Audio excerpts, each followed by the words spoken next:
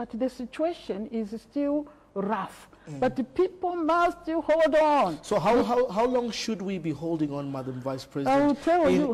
in the methodical approach of the UPND, in the hopeful clarion call of you and the President?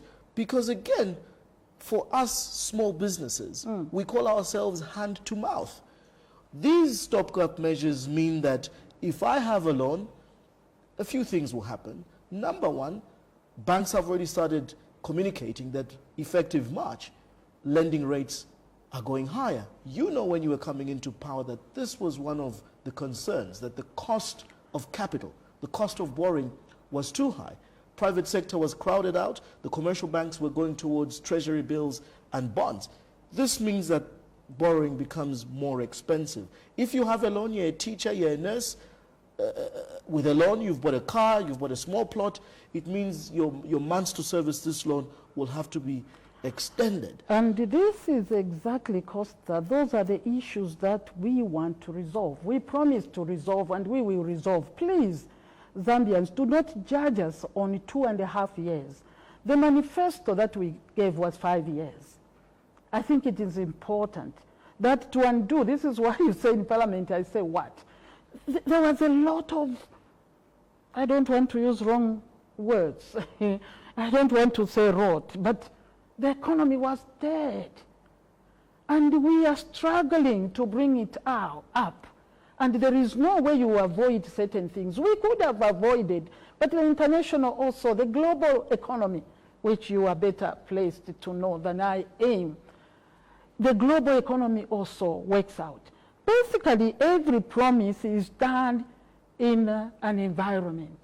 When you promised your wife, or is it girlfriend, that you will look after her, you will buy her a car, it's because you are in a certain position.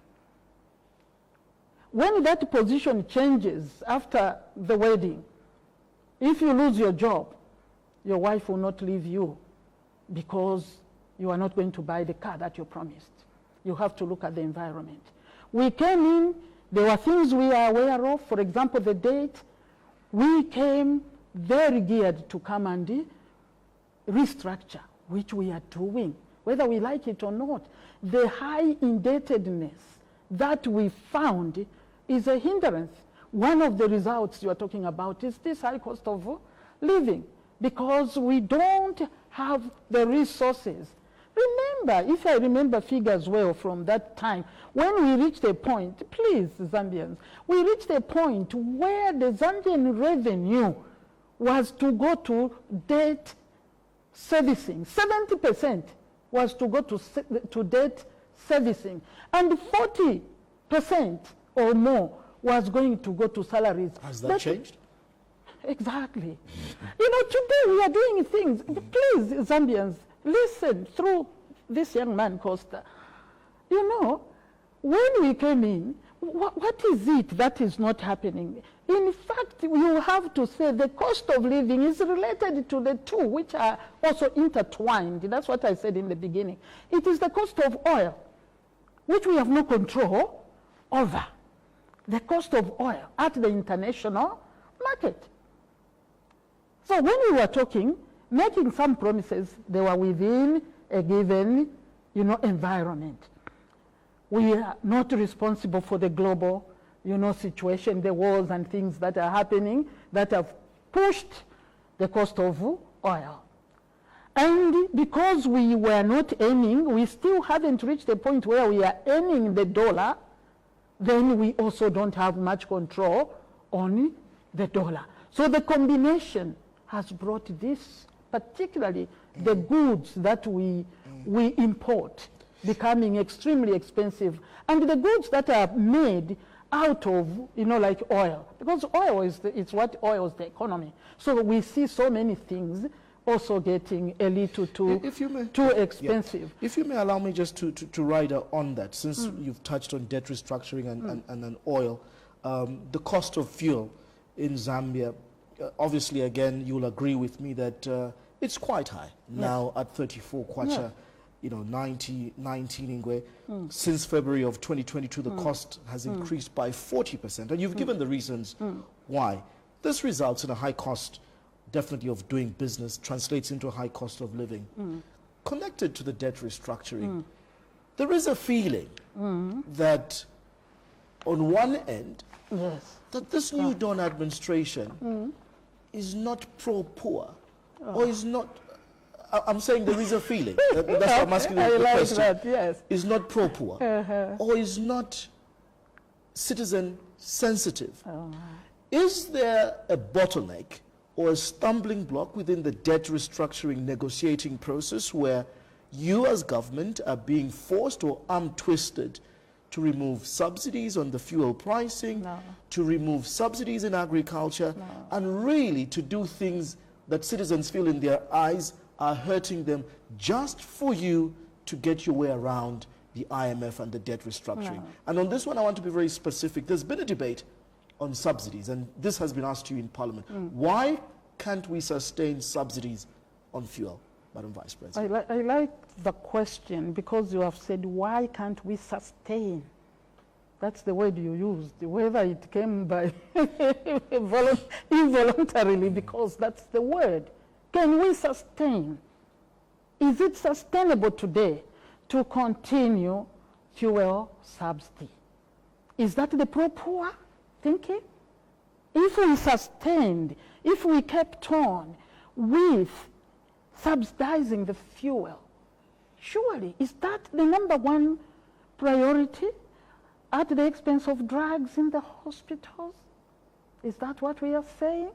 And do you know that we have a huge mountain already that government is grappling with, particularly in fuel?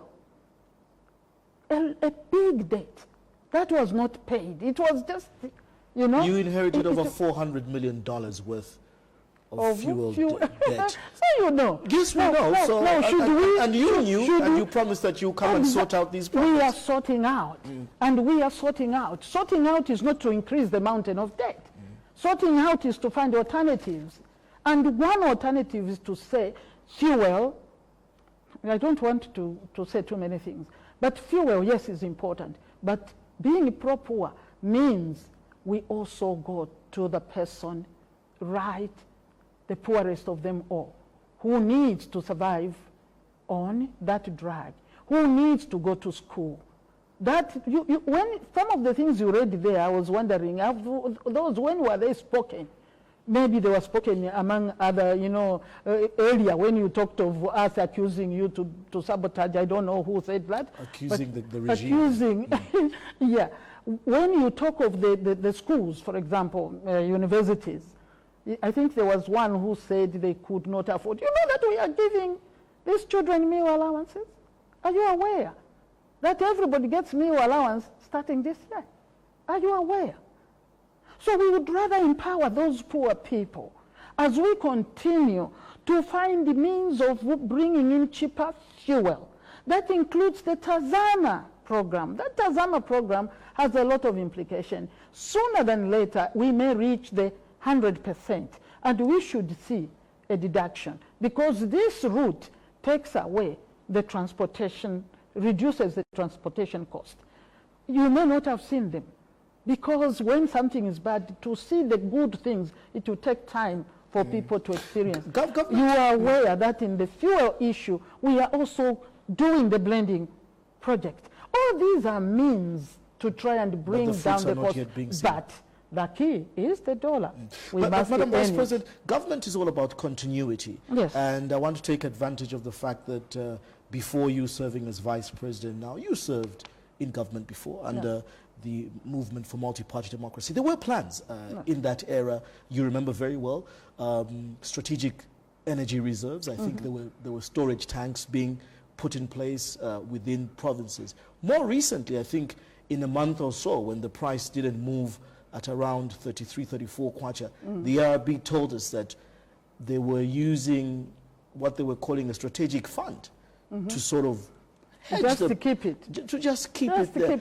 But again, whether it's an issue of terminology, they refuse that it was not a subsidy and so on. So the argument for some has been that as a sovereign state, even those big Paris Club nations that we're dealing with, who may be telling us that you cannot hold subsidies, do subsidize when situations hit certain matters. So what I'm trying to ask is, do we have strategic reserves as a country? What has happened? What is happening at Indeni?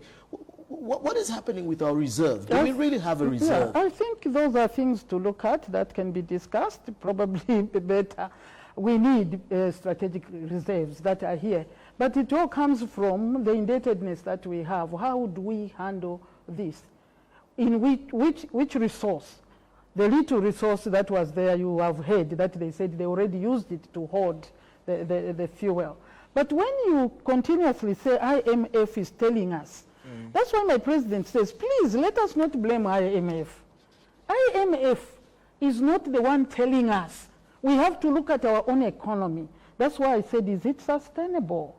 Are we going to continue to subsidize fuel when we already have a debt? You are the one who said $400 million US. Do we continue to add? Where is this resource supposed to come from that we are going to pay this? So the issue of subsidy is not an imposition on the state, on us. It's an internal choice. It is for us to be able to clean up. Because for us to grow, Costa, we have to clean up the mess. We have to clean up the debt. We have to start living for today. We have to start. And how do we start? I said the bitter pill may have to be swallowed. But you also asked the question earlier, how long? I think that is a very fair question. How long can people hold on? Won't we swallow the pill too bitter that in the end it becomes poisonous? No. There's no poisonous pill.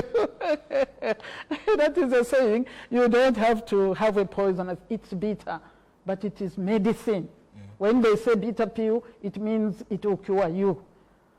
And we have, for example, the things that we are doing should immediately start helping us to bring back the kwacha into some normalcy, including the restructuring. I think the biggest challenge, Madam Vice President, on fuel for the Zambians has been the monthly review. I'm sure you get this in Parliament. I'm sure you get this at church everywhere, and everywhere. When President Hichilema was appointing the new PS Peter Mumba, his instructions were very clear that you need to review this pricing.